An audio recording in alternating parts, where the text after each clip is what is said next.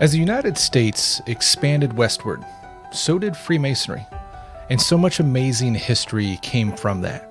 Each of our jurisdictions that came out of that movement have an amazing history of their own, and we're going to learn about one of those this evening, the jurisdiction of Ohio. We have an amazing guest on that's going to walk us all through that, some of the influential people, places, and happenings throughout that entire tale. So stick with us because we have an amazing episode lined up for you right after this on Historical Light. Welcome back to the Historical Light Masonic Podcast, dedicated to illuminate our past and bring our Masonic history to light since 2016.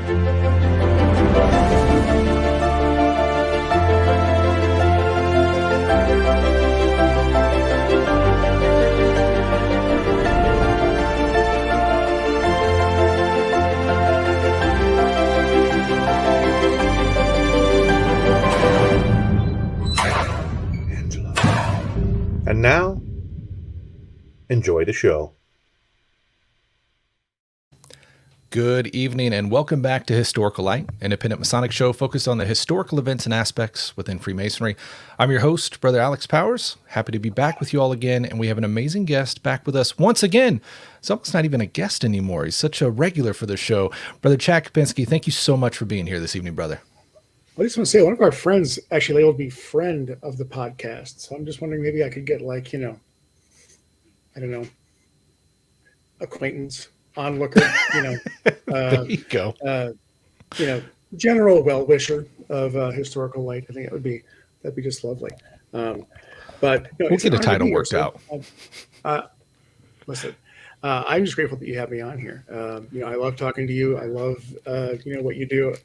I'm a fan, and so it's I think I said this before. Whenever I get to be on this podcast, I feel like that guy who got kind of like plucked out of the audience and was asked to play for Queen or play for Violent Femmes or something. So it's always hard to be here. You reminded me in the green room just before we got started that it was almost a year ago to the day here that we had you on this show for the first time, and we went on for an entire hour about chickens. So I learned from that evening, you're a guy that I can talk about almost anything for a very long time. So when we get on a topic that both of us really, really enjoy, it's easy to drop some quality stuff.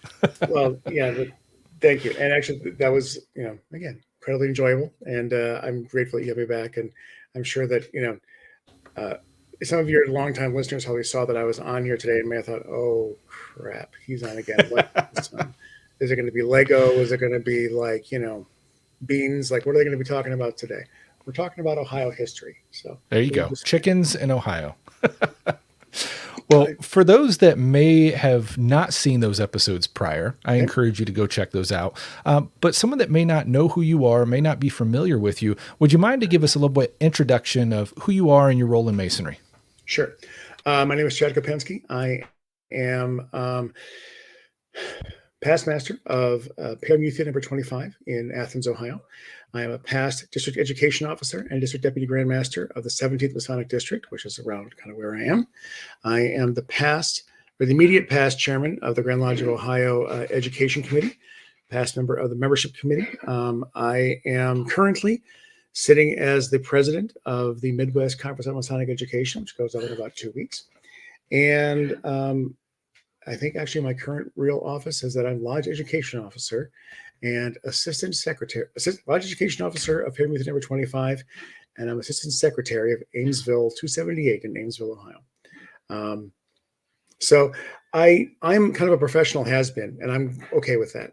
So, but I am active in Masonry, especially when it comes to things like Masonic education. I'm a firm believer in that. I'm a firm believer in the power of it, what it can do. And again, very much agreed. I've known you long enough and personally enough now that I can say we are truly lucky to have you in the craft. I know you like to play that down, but you're one of those guys that really gets us where we need to be, especially in that realm. So like what you are doing with the Midwest Conference, you are the guy for that role. 100%. That's sweet of you to say that. Thank you. When I finally sleep again, May 1st, after this thing is over, you're very gracious and kind in your support. So thank you. So, um, but, and 100%. you as well. So let's be honest that what you've been doing in Kansas and what you've been doing, and all the things you do, it's amazing. Um, you know, At some point, we probably should plug Masonic on Kansas too, shouldn't we? Is that now or later? We will get to that in a minute, Right, but fair yes, we do need to plug that. But before we get to that section, I want to cover a little bit more just to get to know you as a person before we hop into tonight's episode, the Okay. meat and potatoes of it. What is it that really got you into Freemasonry in the first place? It's actually, this is one of those things I have a fairly long story on, but I'll kind of give you the 30-second version of it. I grew up in South Central Wisconsin and had a life in the Madison, Milwaukee, Wisconsin area. And I moved down here to help take care of my wife's family. And my transition down here was very difficult. It really was. It's one of those things where the life that you think you're going to have is not the life that you have, and that sort of struggle and stress that happens when your current situation doesn't match what you think it should be in your brain. And I felt incredibly disconnected and incredibly alone, for lack of a better word. And once we realized that my wife was pregnant, and we realized that where we were was going to be my daughter's hometown, I started looking for a way to make this my hometown. And so, looking for a way to connect, I reached out. And initially, like I said, I think I said before, I called the Odd Fellows twice, but they never called me back. And then I contacted my local lodge, Pyramid Method number 25. And January 5th, 2010, I knocked on a door for the first time. And I am so grateful that they let me in. I don't think they quite knew what they were getting, or that I knew what I was getting into, but it's been kind of a whirlwind. I went the traditional way, but I went through the chairs pretty quickly. I went through my first year. I was junior deacon, senior deacon. Next year, senior warden. Then I sat as master. And then I went and became an LEO, and then a DEO, then a district deputy. And then this is probably,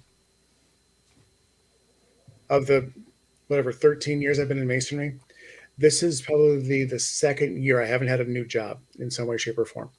Wow. So in theory, I'm resting, even though we're planning a national conference. But Well, so that actually leads in great to my next question here, because burnout is a real thing in Masonry, as we found out. And hearing your path, you have stayed quite busy. What is it that's really kept you around, kept your flame going for Masonry? He's like, do I still have one? No. The reason why that's difficult to answer is because it's one, I think it's individual for each person. Sure. Second is I would love to tell you that it's a particular moment, but I think that there's two things that I can really think of that why I don't get burnt out, or why I am I can still be as involved as I am, but also can gain perspective. Two things. One is once I stopped being a district deputy, once I stopped, being on that path, Yeah.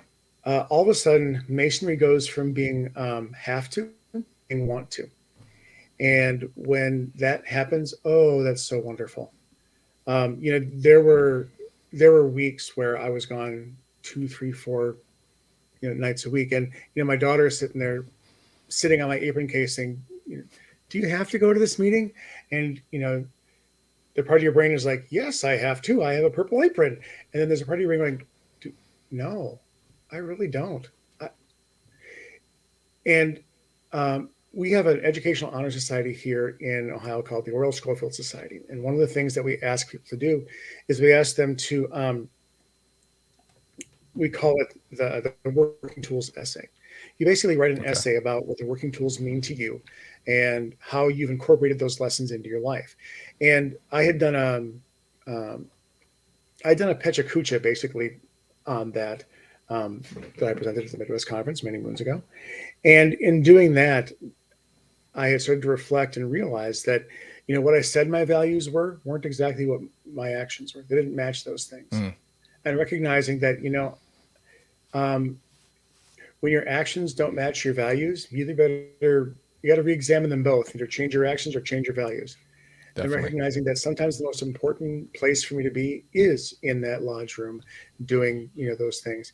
And sometimes the most important place for me to be is sitting downstairs while my wife watches really crappy TV and I'm like, building a Lego set or reading a book or, playing a game on my phone. Sometimes that is absolutely the most important place for me to be. And I got to be okay with that. So how you avoid burnout, I believe, is recognizing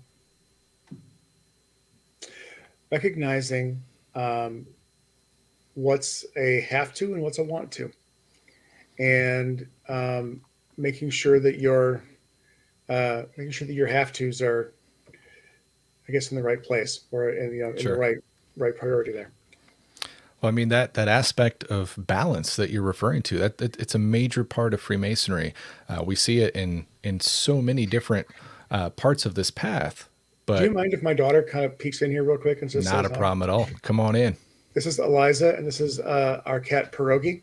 This is Pierogi. So, and this is Eliza. This is hello, Eliza and Pierogi. Welcome to the show. It's awesome. All right, sweetie. Thanks. So we're actually live right now. So. You've seen this around the world? Sure. We'll go How many? Zillions. Are you famous? Squillions.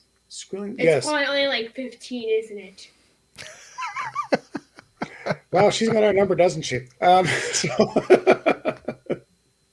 Enough people will see this. So thanks, sweetie. Okay. Farewell. Bye. It's awesome. No, that aspect of balance that we so much, touch on throughout that journey of Masonry. It's one of the hardest ones to truly grasp. And it's, we talk about the ashlar concept, right? That smooth and that rough and smooth ashlar.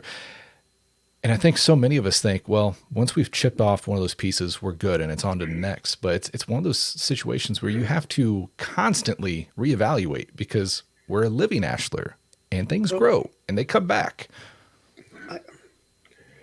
Sorry, we're going to get off topic here, but that's all right. It's easy to do.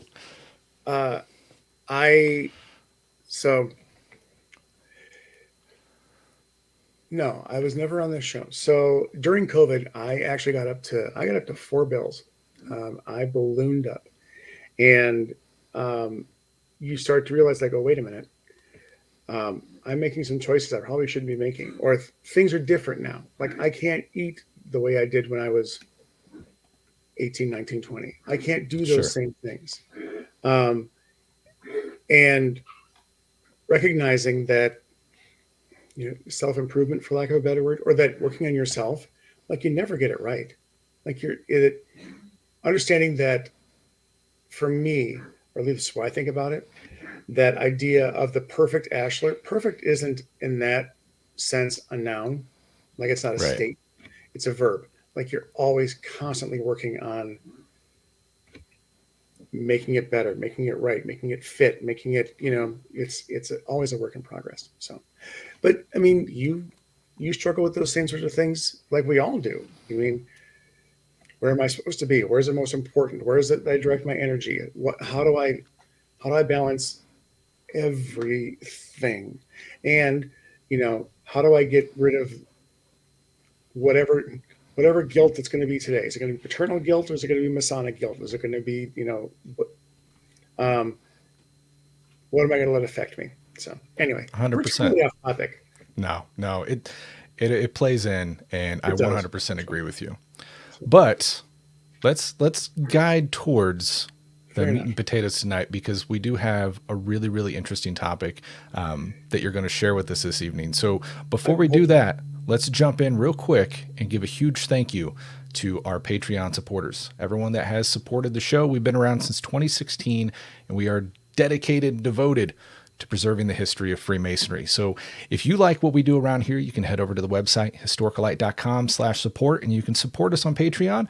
And through those various support levels, you can get some pretty cool perks along the way as well. So if you like what you see here, jump over to the website and show us some love. We would very much appreciate it.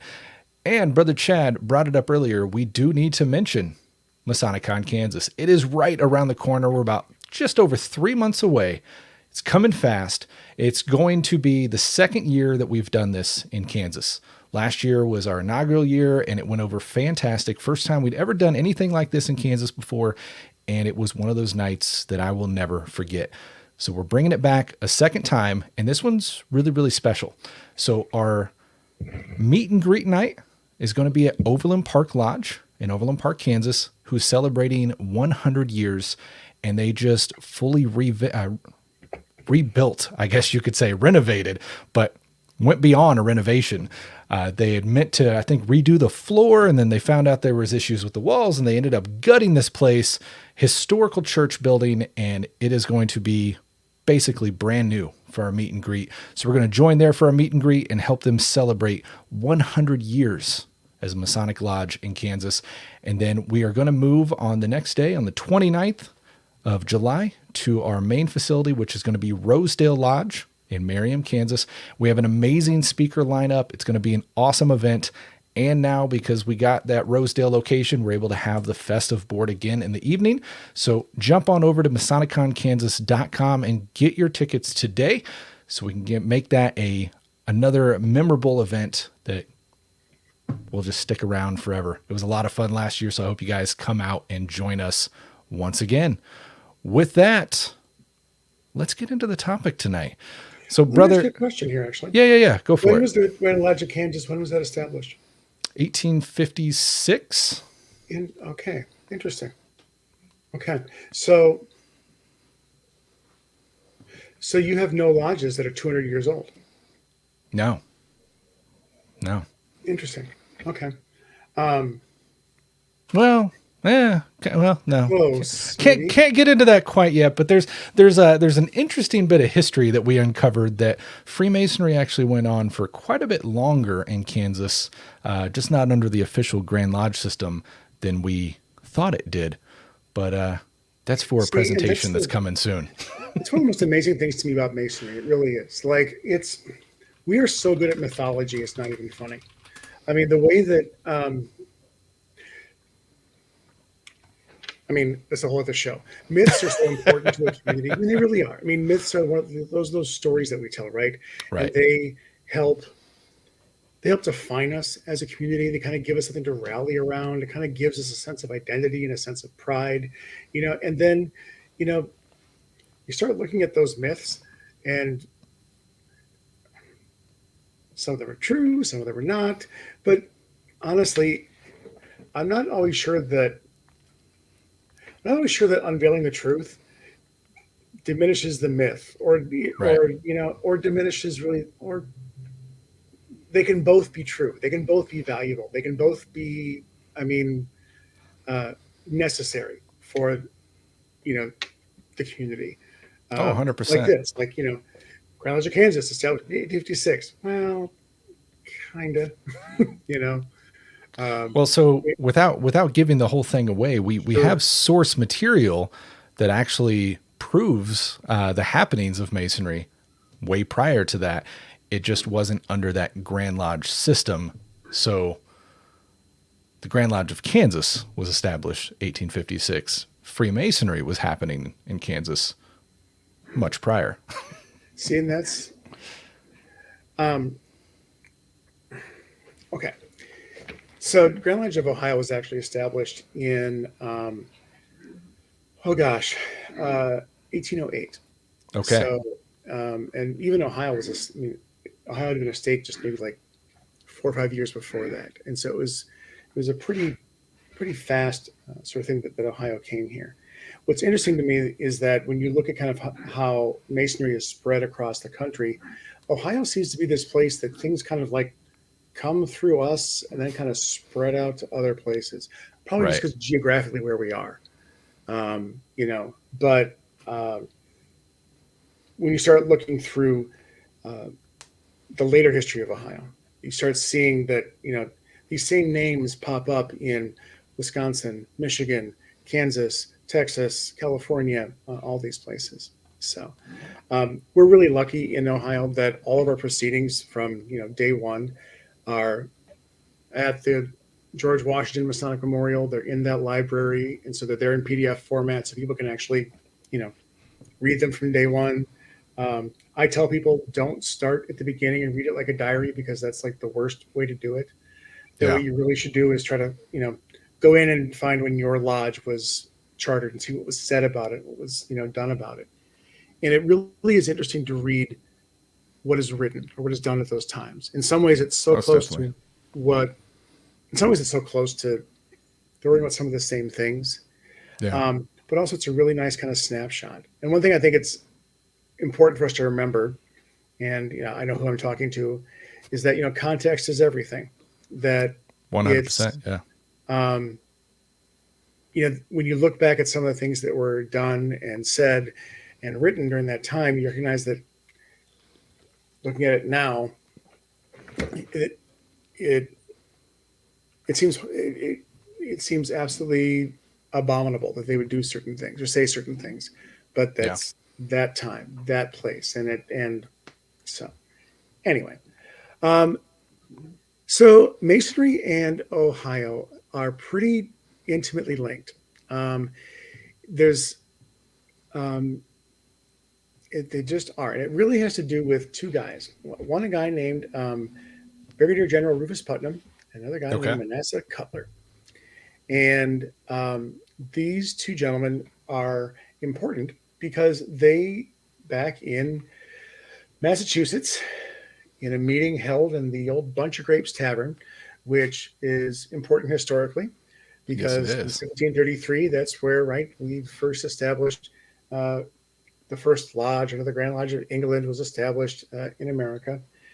Same bar, about 50 years later, 1786, these guys organized what's called the Ohio Company, which is an expedition led by these Revolutionary War people to head west into Ohio.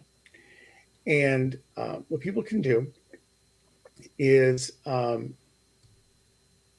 they basically can buy land as part of this ordinance. Okay. But Manasseh Cutler, he set it up in such a way that was very interesting, in that he negotiated this contract with Congress that people could buy about 1.5 million acres right where these rivers come together, the Muskingum and the Ohio. And that some key provisions of this ordinance were that slavery was forbidden. Interesting.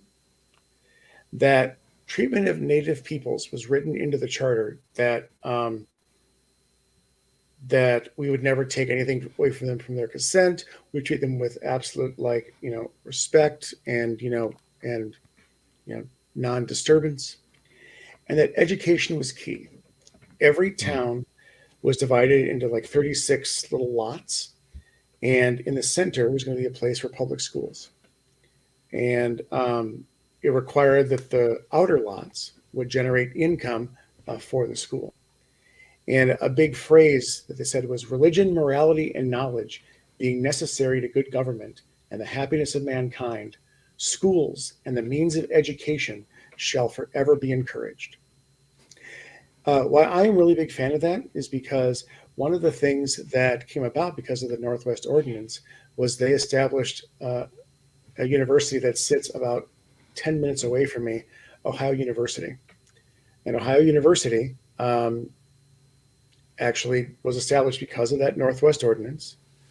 Actually has as its motto that phrase of religion, morality, and whatever. What I also kind of like it is that Rufus Putnam was one of the first presidents of the university, and Rufus the Bobcat, the mascot, named after him. And the first president and the first three graduates were Masons, and my lodge, Prometheus, sits really right on the edge of campus, and so we can go through there. But that's my lodge and not Ohio. Anyway, but as they they came here, that was part of what was important to them. Was they landed in a place called Marietta, where the Muskingum and the Ohio meet, and as they established the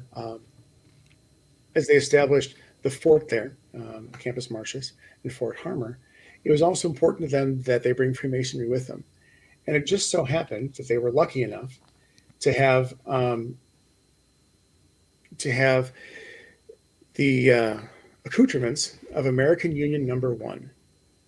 American Union Number 1 had been formed as a military lodge from the Grand Lodge of Massachusetts, and its official charter date from the Grand Lodge of Massachusetts is February 15th, 1776. And it existed as a military lodge that traveled throughout the Revolutionary War. In its minutes, it very proudly shows that George Washington had sat in that lodge, that, Lafayette and Kosciuszko and all, you name these people who were important in the Revolutionary War, in some way, shape, or form, had sat in this lodge. And pardon me, that with this desire to start Masonry, they had petitioned.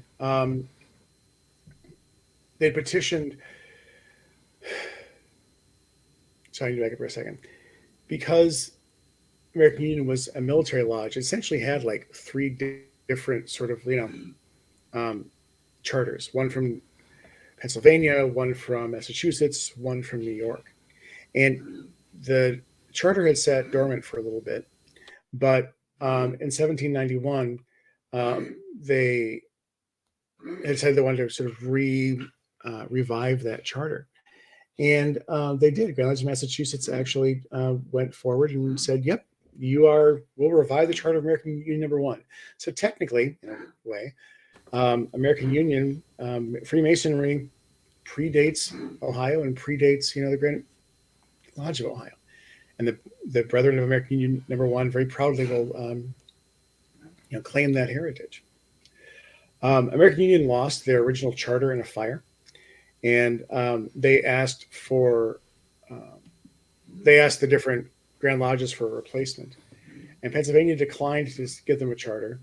Massachusetts gave them a dispensation, said, okay, we'll give you a charter to operate, and you can operate as a lodge until there's an actual Grand Lodge in Ohio. Then you have to kind of become part of them. Okay. So, and in 1808, there were a number of different lodges that had existed from different Grand Lodges. There was American Union, which was under the Grand Lodge of New England.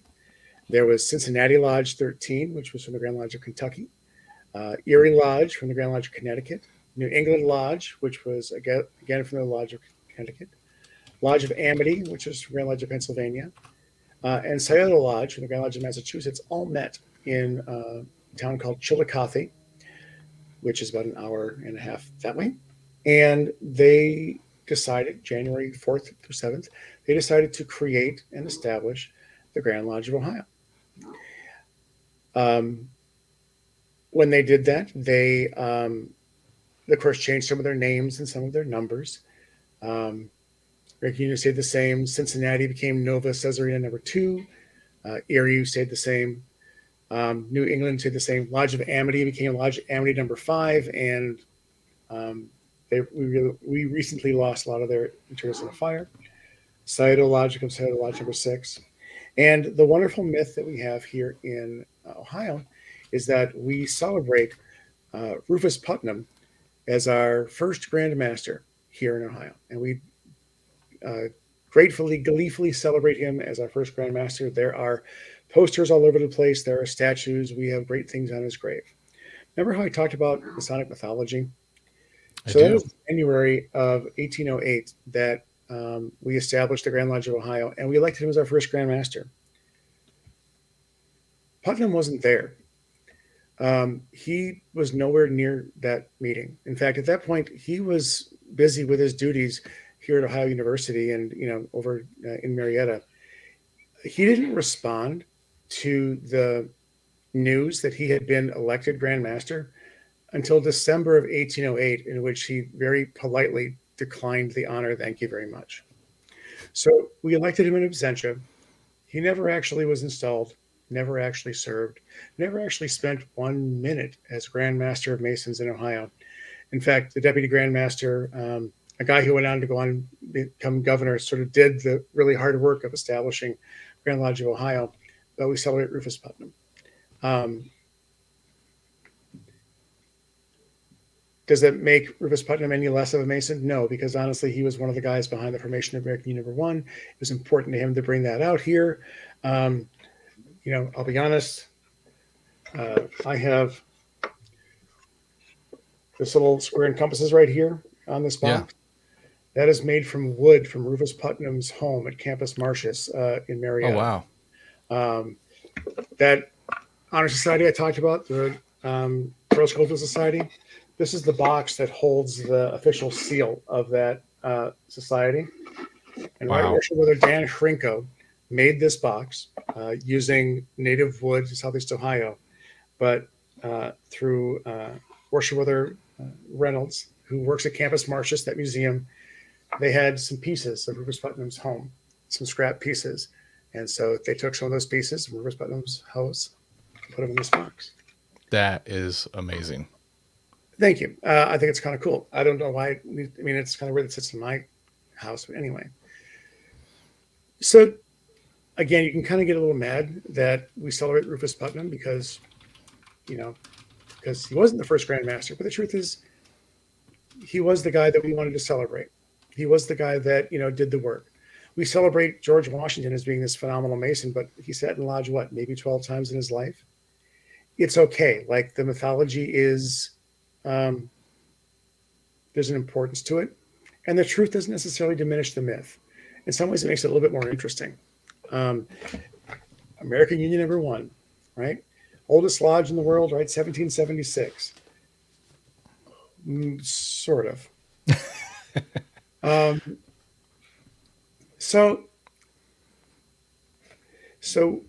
about 1810, American Union #1 actually still hadn't completely and totally joined the Grand Lodge of Ohio. They were there for the formation, but they didn't really officially totally join.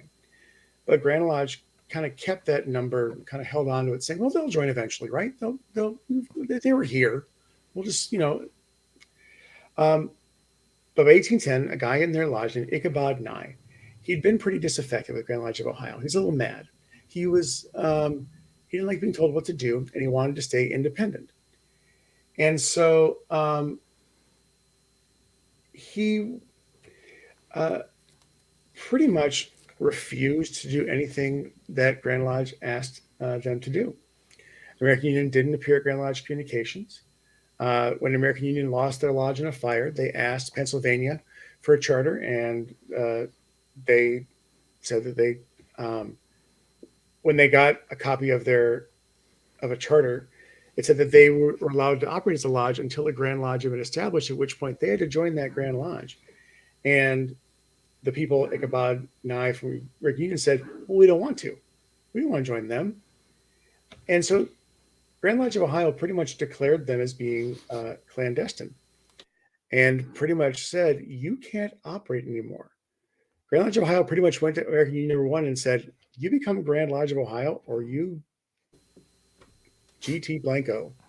And American Union said, we'll take the latter. Thank you very much.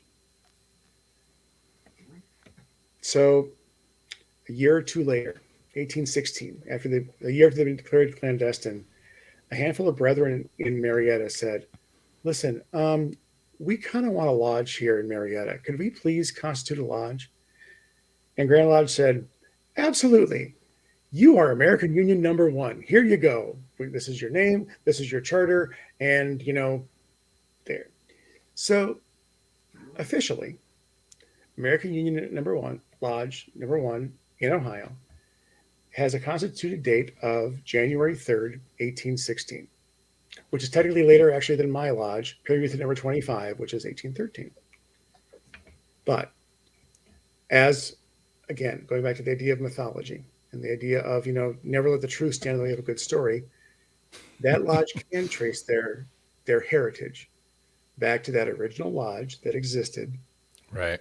And was constituted back in 1776. And so I'll be honest, there was a point in my life where I was a little crabby that American Union, claimed to be, 1776. Like, no, it was in Ohio. You're older than my lodge. But again, as you get older and you kind of, realize that certain things just sort of don't matter, or what hill are you going to die on? Yeah. As an Ohio institution, 1816, as a Masonic institution, 1776 or before. And how wonderful it is that they can trace their history that way. How wonderful is it that, I mentioned Dan Hrinko. Dan Hrinko and Bill Reynolds went looking through the archives at the Mariana Masonic Temple, and they pretty much like turned over a box, and they found the original minutes book for American Union. Wow. And they're in the process of digitizing those records, right? I was just getting ready to ask. And, that's fantastic. And it's going to be a while they do this. But, it'll be, I'll be honest, I'm not exactly sure what their plan is. I don't know if it's going to go to the Indiana Center for Fraternal Research, or if it's going to go to the local Marietta College. I'm not sure what they're going to do with this. But it's, we'll be able to see those minute books and see what happened. To see those minutes from when Lafayette and Washington were there, to see what happened as a course of the fire, to see, what happened during all of these sorts of things, to see that, to see how Masonry got here. And, American Union number 1 isn't the only one that has that kind of, history. Scioto Lodge, which I think is, makes me laugh, is that one of the people who was part of their lodge is named Nathaniel Willis. And he, along with Paul Revere and several other brethren, dressed themselves as Indian costumes, and they threw some tea into the Boston Harbor. You may have heard of that kind of thing. And he very loudly and publicly, admits to doing that. And so Nathaniel Willis was the first proprietor of the Chillicothe Gazette, and he was the first junior warden of Scioto number 2. And so they've got a really rich and wonderful history here. Lafayette, named for, Lafayette of the Revolutionary War, or Hamilton fame, if you decide to, like that. That there's a history there. There's that provenance there that we can take a look at.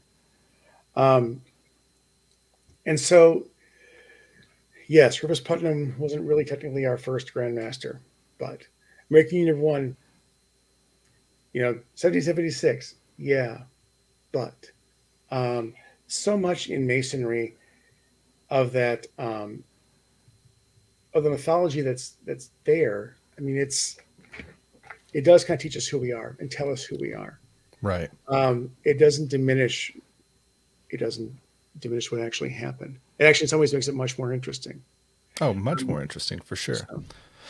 Real quick, before we dive further, you've mentioned having some of these extremely old records for these earliest lodges, and that they're digitizing them. And obviously that's one of my interests in Masonry. So I've got to ask, on those older lodges, or lodges in general within Ohio, do you have a lot of lodges engaging in that archival aspect, or how are the overall records in today's world? Is there any answer I'm going to give you that's not going to make you sad? No. I mean, let's be honest. Is there, of like my obsession with John Shearer, right? John Shearer, the engraver from Cincinnati, and, his carpets. And I've been trying to track down that if he was in fact actually a Mason in Ohio, because there's no actually proof that he was. And I finally found this like scrap of paper that shows that he belonged to Yateman Lodge. I'm like, Yateman Lodge. Yes, I know guys there. It says, awesome. I contact their secretary, and he's like, "Oh yeah, a former secretary. He took some of those original records home with him, and he had them in his garage. And those they kind of just like, oh, so there's." And that's not uncommon either. I mean, I've shared it on the show before, but when Gardner Lodge had their first history book written for the 100 year back in, 1969, Mm-hmm. it was very short. And he lists in there when he wrote it that they were missing those first several books for the original years. And he had to go off of memories of some of the older brothers and hearsay from the community. So those books were definitely in personal possession at one point. Lucky enough, when I came around to write the book for the 150, I don't know when or where, but we had those books back in our possession. So we were able to start back from the beginning and recover that. But you'd be surprised how often that happens. I mean, we see all the time on eBay and garage sales, all kinds of stuff. I mean, there was one here in Kansas on eBay one day. I got an alert about Kansas Masonic history or whatever it came up under a keyword. And it was a defunct lodge that, I don't know, went under probably 30 some years ago, right? Long ago. And this guy had the entire, I mean, from first meeting to the end, the entire records of that lodge's history. He had bought them at an estate sale for $5 and he wanted 5,000, of course. But luckily we were able to negotiate that extremely down and recover that history. But the entire lodge is history in a box. True stories about that. Yeah. So my lodge, I mean, we are 200 years old, 207 years old, and we still have a lot of our old original minute books. But some of them are, in climate controlled, whatever. But some of them are just right there. And recently we just did a clean out of the lodge just to kind of like see what we had. That's where I found a whole boatload of those magic lantern slides that I'm digitizing and trying to But there are minute books there from the 1800s, and it's just kind of again, it's neat to open that up and just see those names that now adorn the streets that are outside the lodge or the buildings that are on campus, or these names that are ingrained in town. The other is, and this is an apocryphal story, and it's actually really appropriate that I'm telling this story tonight, but it's okay. I actually live in a small town called Albany. And Albany has a lodge, number 723. And Albany Lodge was chartered, I think, in the 1940s. I'll take a look at them. A gentleman whose funeral I just came from, Dr. Ivan Tribe, told me this story about Albany, a lodge that existed in this town many moons ago. That the story goes, according to Dr. Tribe and local legend, that during Prohibition, the lodge was open, and just so happened that a district deputy was kind of riding by, saw the lights on the lodge, figured he'd stop on by and see what was going on. And it being rural Appalachia in the during Prohibition, it was actually being run as a house of ill repute. That's how they were making their money. And so the district deputy tore the charter off the wall, and whatever. All that exists in the Grand Lodge proceedings regarding that lodge is it basically says it would be improper of us to kind of recapitulate, what happened at Albany, Lodge, but we are going to arrest the charter and the proceedings of the trial of, the officers and the brethren of that lodge. They will remain under lock and key in the Grand Secretary's office, and they will never see the light of day. This happened in like 1911, 1912, 1913, somewhere in there. And so I am dying to see what actually happened there. So I went and visited that lodge 6 months ago. And like, hey, Chad, can you see the secretary? And I'm like, sure, I'll take notes. I open up the secretary's desk, and sitting there in the top drawer is the original minutes book of that lodge that I put down back in the, and I'm like, oh, and I'm looking, and it's starting to fade. And of course, a meeting is going on. And what I really want to do is skip to the end and see what's going on. But I'm like, so I gotta get back to that lodge. Yes, please. I want to digitize those pages. Yes. But, yes. When it comes to Masonic history, never let the truth stand in the way of a good story. And secondly, it's amazing what you find when you start looking at those stories. It's amazing, what you find. My lodge, for some reason, closed. If you're hearing coughing, that's the trouble dog again. I'm so sorry. I'd yell at her, but we made fun of your dog in a past episode. I know. And she's very sweet. You can't see her. She's just sitting back there, and she's happy. She just is coughing at me, and I don't want to yell at Eliza or Ruby to say, "Get the dog out of here." So, oh, you're good. But anyway, so yeah, we're talking about digitizing. Freemasonry has some extremely influential characters, and this goes for all throughout the world. Honestly, I mean, we see it here in Gardner, Kansas, which was like this tiny little town back when it started, right? Like next to nothing.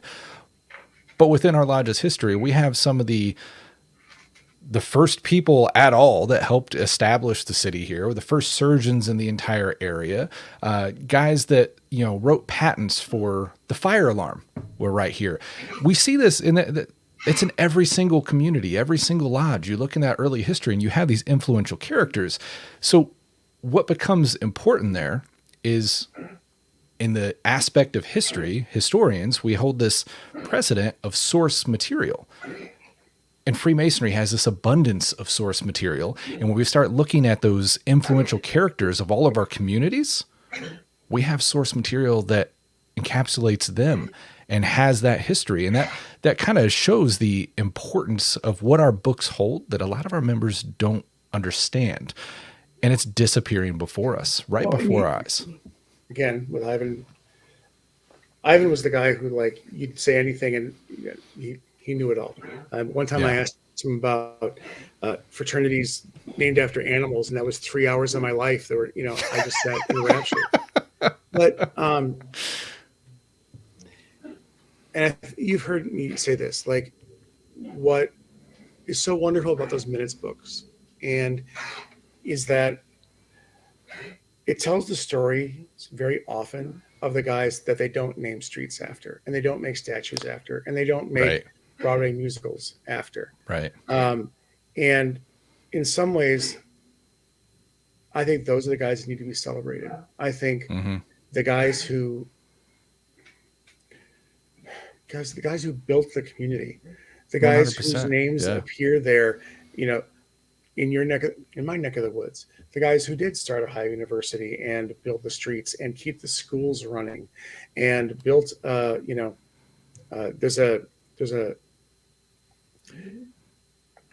was an insane asylum is what it was. It's called the Ridges, but it was built by Masons and there's, there's a huge Masonic history that's there.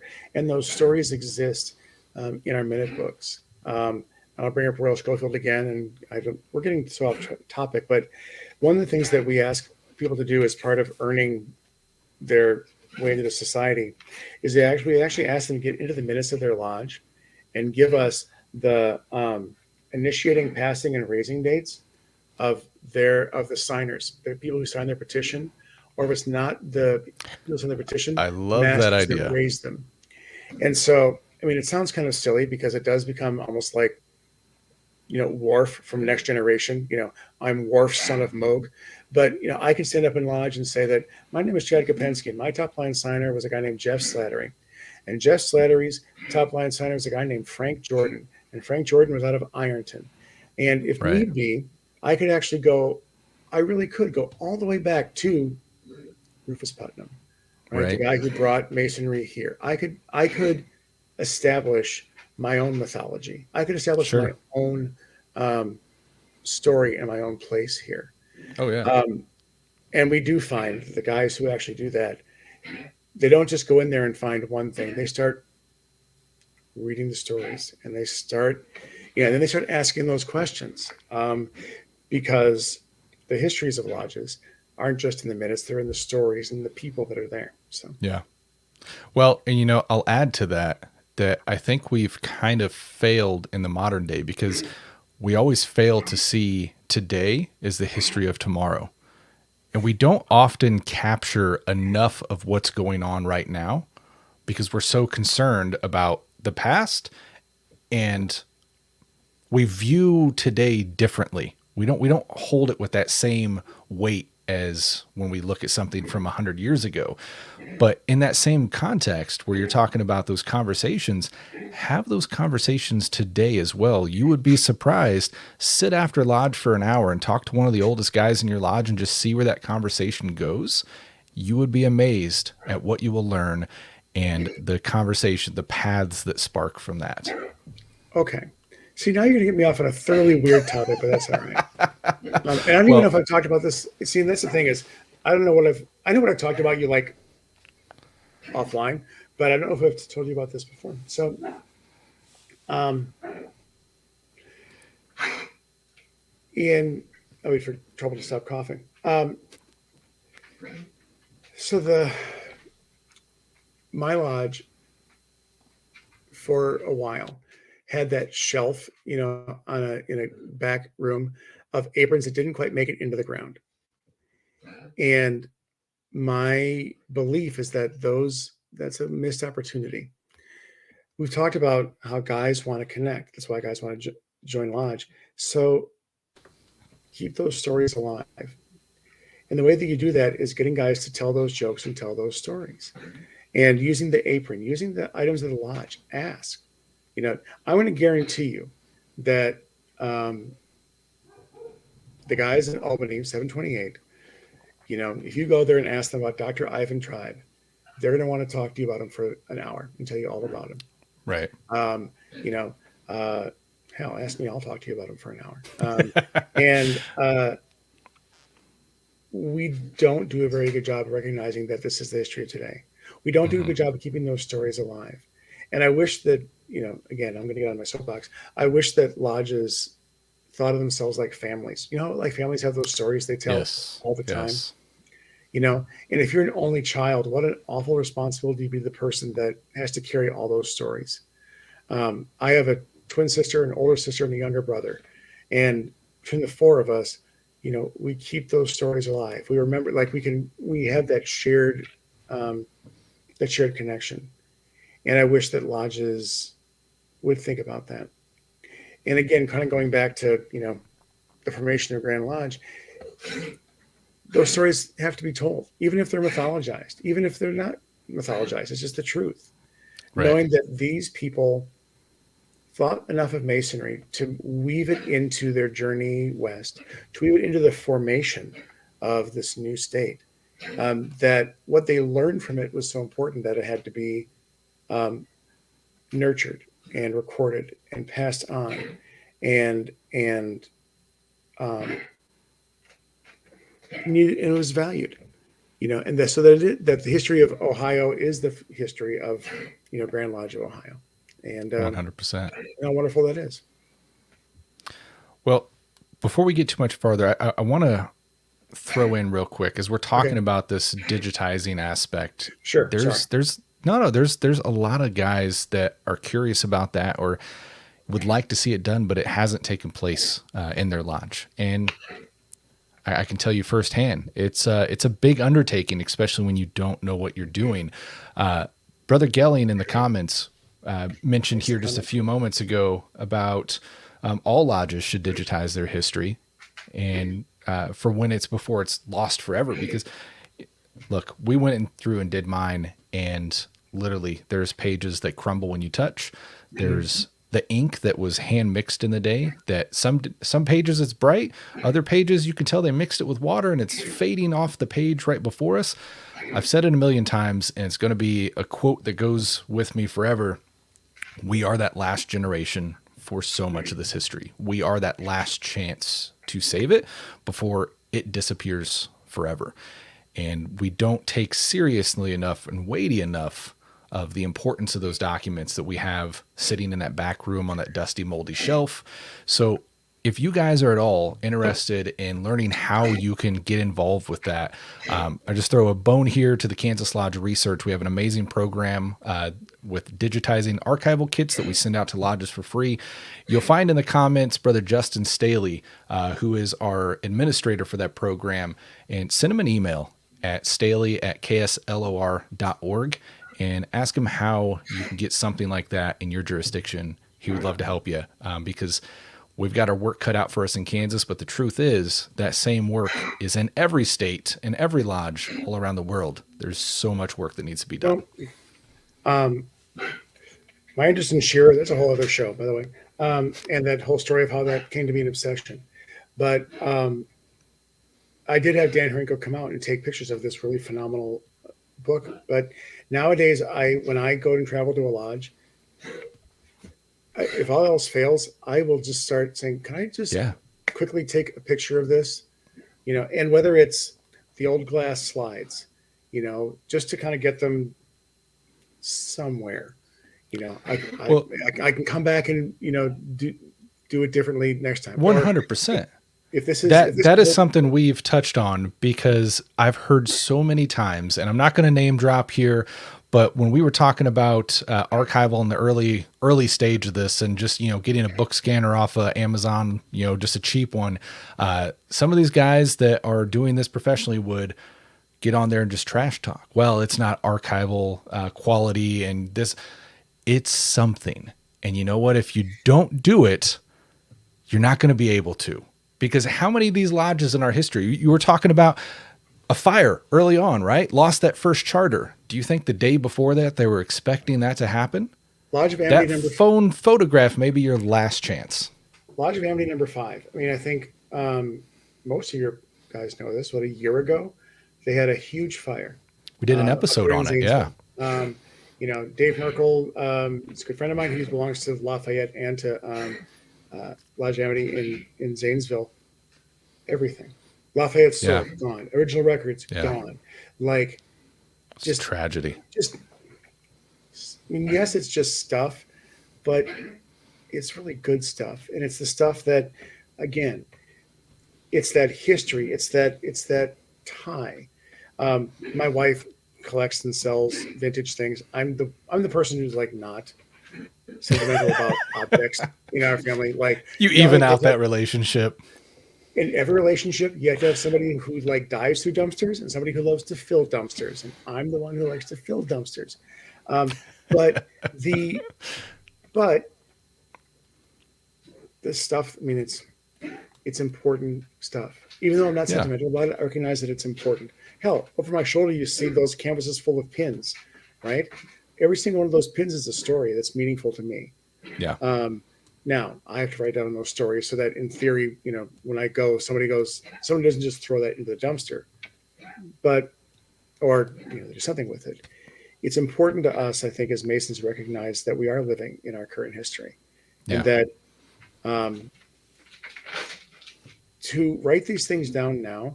I mean, how many things have you seen in a lodge happen because, no, it's always kind of done it that way? Well, no. Well, why do we do it that way? Where did this come from? Why is this here? Why, why does this exist? And those stories, like I said, that's our personal history. That's our family history as a lodge.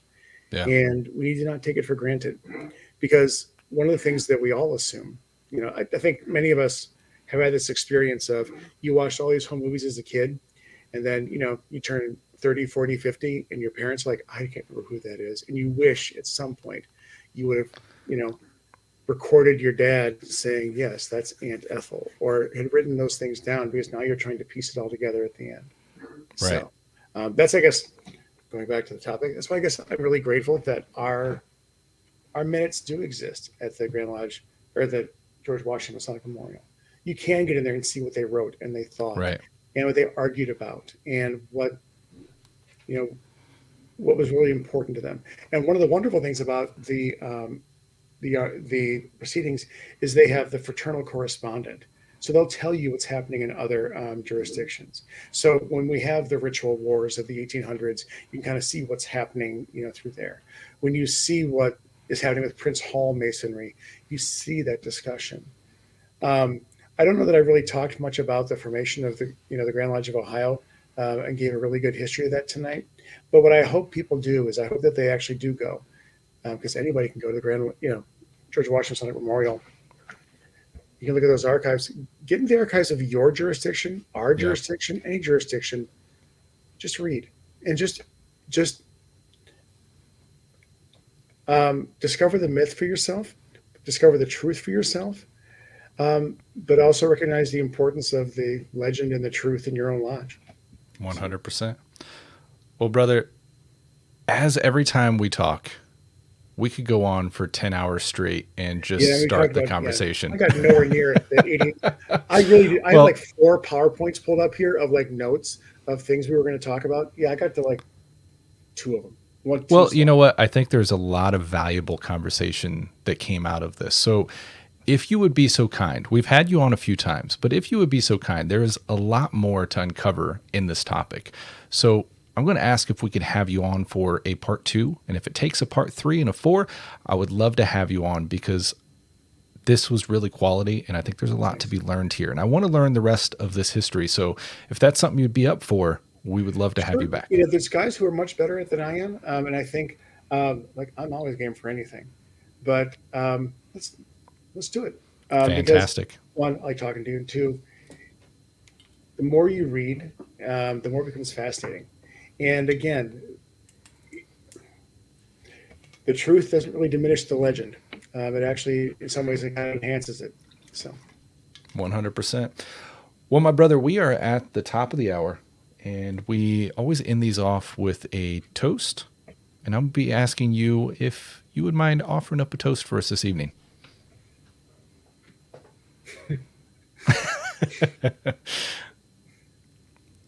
Yeah. To Rufus Putnam, the man, the myth, the legend, and the truth. God bless him and thank him for everything. So, to Rufus Putnam. Rufus Putnam. Cheers. Brother, it's been an absolute pleasure having you on. I think we covered not near what we were supposed to.